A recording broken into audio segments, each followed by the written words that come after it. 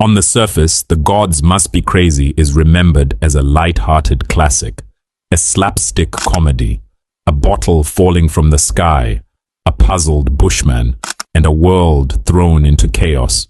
Audiences laughed, cried, and fell in love with its innocence. But behind the laughter was something else, something far darker. What if I told you that the real forbidden scenes of The Gods Must Be Crazy were never captured on film at all? That the truth was hidden not in bloopers or outtakes, but in the calculated omissions, the erased realities, and the tragic exploitation buried beneath the movie's smiling surface. This wasn't just a comedy.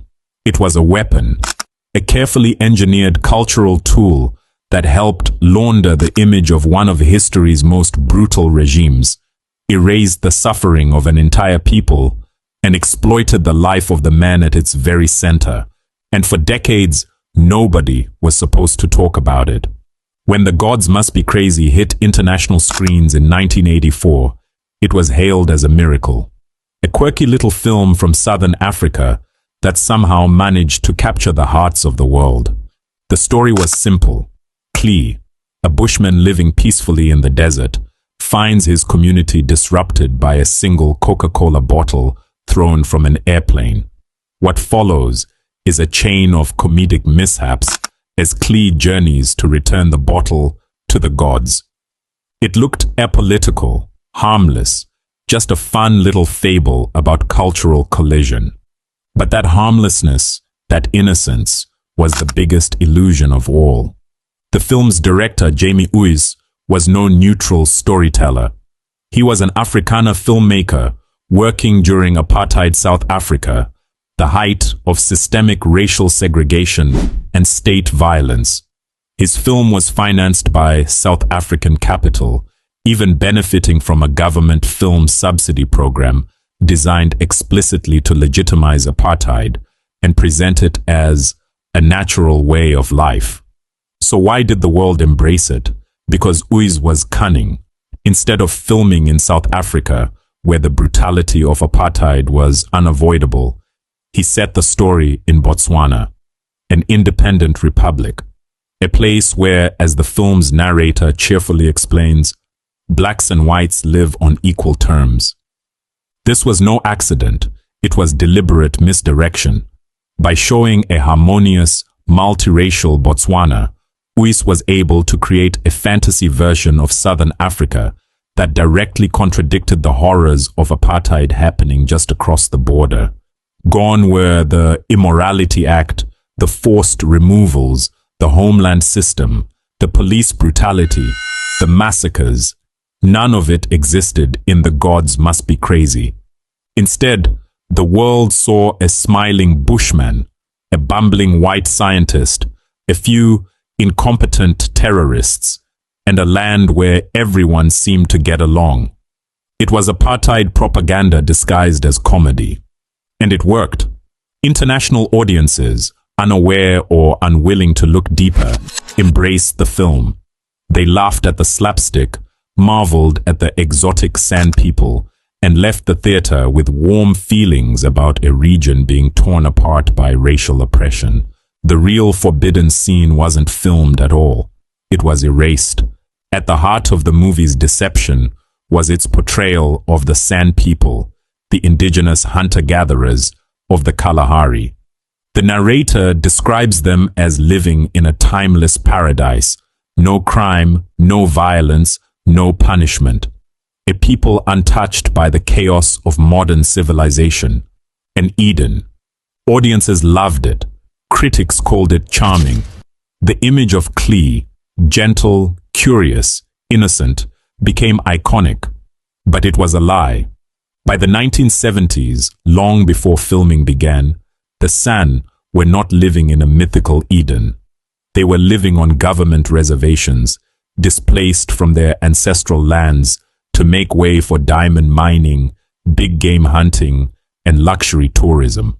Far from self-sufficient, they were forced into a cash economy, dependent on government aid, often suffering from depression, poverty, and a shockingly high death rate. The film didn't just leave this out, it actively rewrote reality. Jamie Uys even altered their language for dramatic effect, adding extra clicks to make it sound more exotic to Western ears. And he used a documentary-style narrator, not for the white characters but only for she and the San.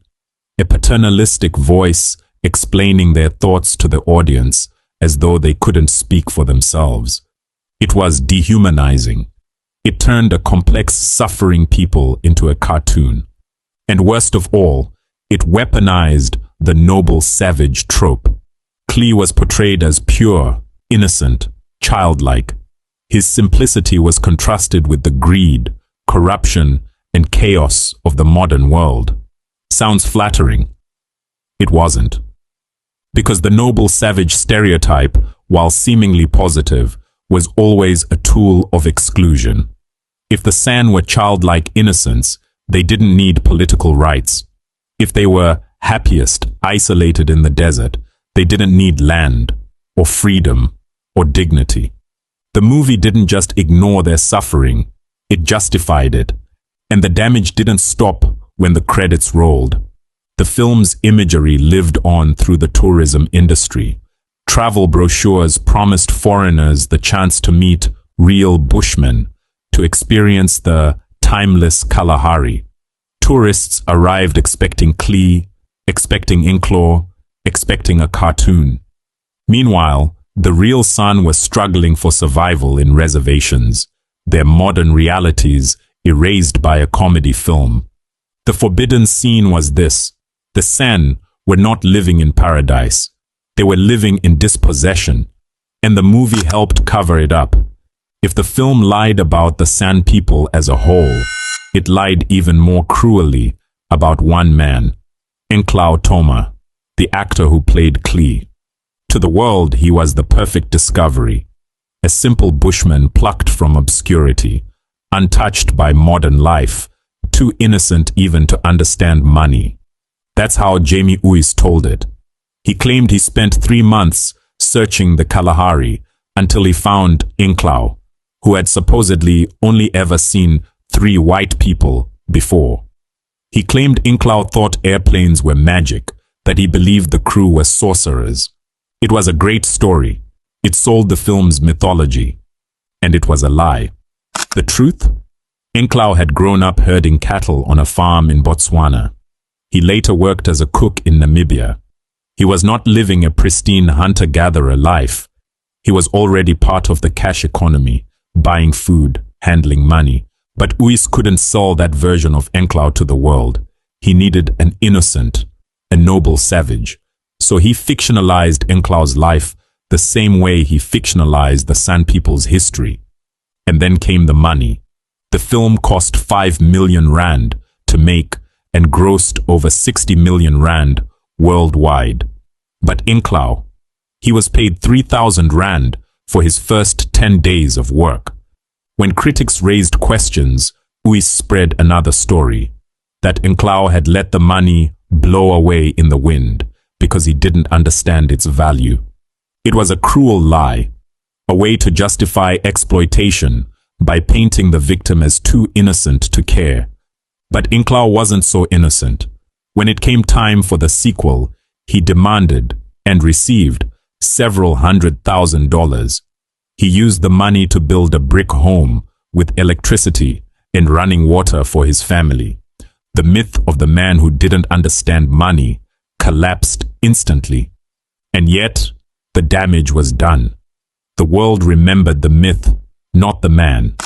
After his brief fame, Inklaw returned to farming in Namibia.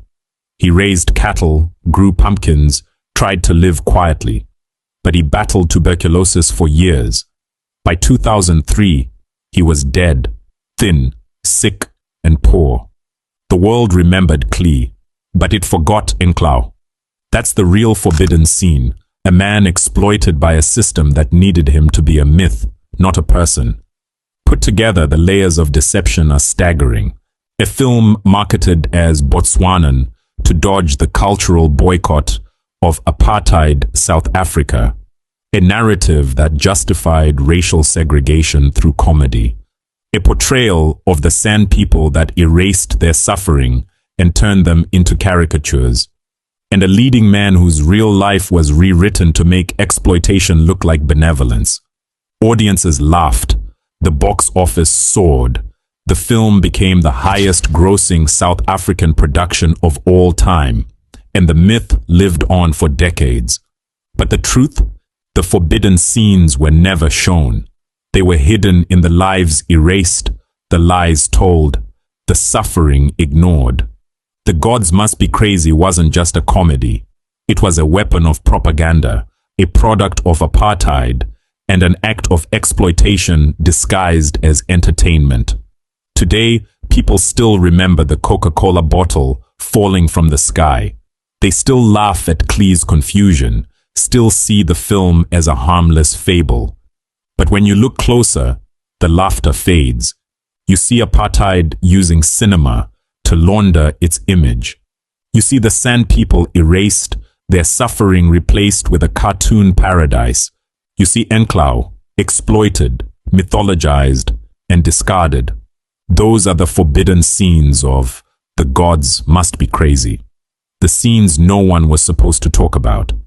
And maybe the most important lesson is this. Sometimes the greatest lies in cinema aren't in what's shown. They're in what's left out. Because in the end, the real gods of this story weren't in the sky. They were in the editing room. They were in the boardrooms of Pretoria. And their bottle wasn't Coca-Cola. It was propaganda. And it shattered far more than one man's peace. Thanks for watching, fam. If you enjoyed this video, be sure to like and subscribe to our channel. Check out the next video that pops up on your screen.